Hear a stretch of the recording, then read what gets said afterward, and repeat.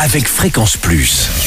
Surprenez votre famille et vos amis grâce au grand chef de Bourgogne-Franche-Comté. Cette semaine, je suis à Arques et Senan dans le Doubs, toujours en compagnie de nos deux chefs, Clément Bourdieu d'un côté, Léa Seno de l'autre, dans les cuisines du restaurant Le Verfeuille. Bonjour chef. Bonjour à tous. Bon, aujourd'hui c'est Clément qui s'y colle pour notamment le dessert. Alors on va parler de pommes du verger, clafoutis, de cidre et de Macvin du Jura. On va tout mélanger? Qu'est-ce qu'on fait? On va tout mélanger, oui. Bon alors, qu'est-ce qu'il nous faut? Alors il nous faut donc des pommes du verger. Si bien sûr on n'a pas de verger à la maison, on peut très bien aller... On les pique aux voisins, mais il y en a partout, hein, donc chez dans le voisin, secteur. Voilà, on peut aller piquer chez le voisin sans problème. Bon. Il dira rien. N'importe quelle pomme? Non, on est plus sur des pommes à cuire. Là, je dirais, nous, on utilise la demoiselle de Salins, voilà, qui est notre pomme préférée. Voilà, pour la cuisson et même crue. Voilà, c'est une variété qui tient très bien la cuisson et qui se mange très très bien crue. Acidité, sucrosité, là, on a vraiment quelque chose de parfait pour cette recette. Alors, ensuite, comment on fait? Alors, nous avons besoin pour cette recette de 4 œufs entiers, 75 g de sucre, 100 g de farine, 250 g de lait et 100 g de crème. Donc nous allons casser les œufs, ajouter le sucre, bien blanchir, ajouter la farine. Une fois que le mélange est homogène, on peut verser le lait dans la préparation. Donc là voilà, c'est vraiment une préparation de clafoutis ordinaire, classico-classique. Voilà, tout le monde sait faire. Tout le monde sait faire. En parallèle, on peut donc éplucher les pommes, les tailler en quartiers grossièrement. Il faut vraiment qu'elles soient taillées grossièrement pour éviter, pour qu'il y ait vraiment la mâche et la caramélisation de la pomme. Très important d'avoir des gros morceaux de pommes. Ah oui, c'est voilà. Ça qu'on sente bien à l'intérieur. La pomme, exactement. Donc on va prendre un moule à cake ou autre chose. À la maison, on peut prendre aussi un moule à tarte.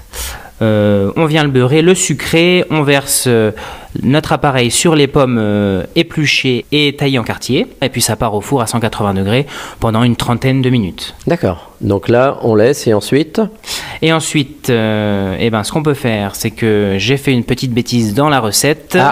Avant d'enfourner, dans l'appareil, il faut mettre une bonne cuillère à soupe de cidre et surtout une bonne cuillère à soupe de Macvin. Voilà, alors si on l'a loupé, c'est pour ceux qui n'aiment pas l'alcool. Pour ceux, on rajoute. Voilà, c'est pas vraiment une erreur. Hein. Il le fait pour les gens qui habituellement mettent pas de cidre ni de Macvin, mais là c'est pour ceux du coin qui ont envie de mettre une bonne dose de Macvin et une bonne dose avec modération et une bonne dose de cidre.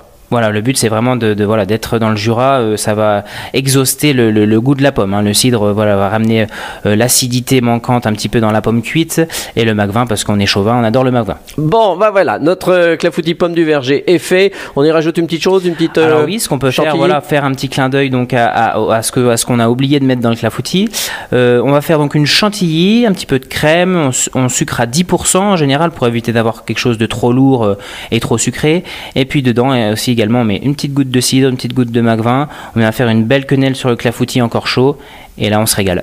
Très bien, merci Clément Bourdieu, merci Léa Seno. Alors, on va rappeler, vous êtes ici à Arques et Senan. Alors, vous êtes à côté de l'église, hein, avec un petit parking sympathique. Donc, vous êtes très bien placé. Vous êtes là ouvert depuis quelques mois, 4 mois exactement. 4 mois et demi exactement, voilà, pour être précis. 9 places de l'église. Donc, quand vous arrivez à Arques et Senan, vous ne pouvez pas vous tromper.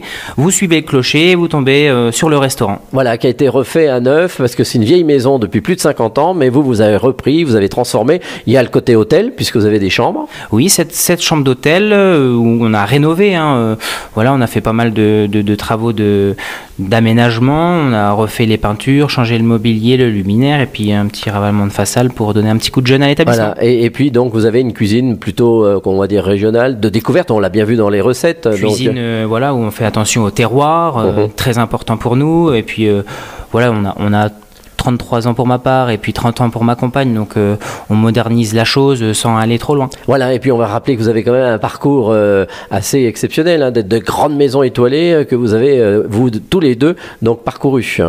Oui, on a travaillé chez Anne-Sophie Pic à la Maison Mère à Valence pendant plusieurs années, et puis ma compagne a travaillé chez Georges Blanc et moi chez Xavier Baudiment en parallèle, et puis on a fini notre apprentissage entre guillemets. Oui, au bout de nombreuses années alors. Voilà, c'est ça, chez Johan Comte à Verrier-du-Lac, sur la rive gauche du lac d'Annecy, 2 étoiles au guide Michelin, là où on était sous-chef.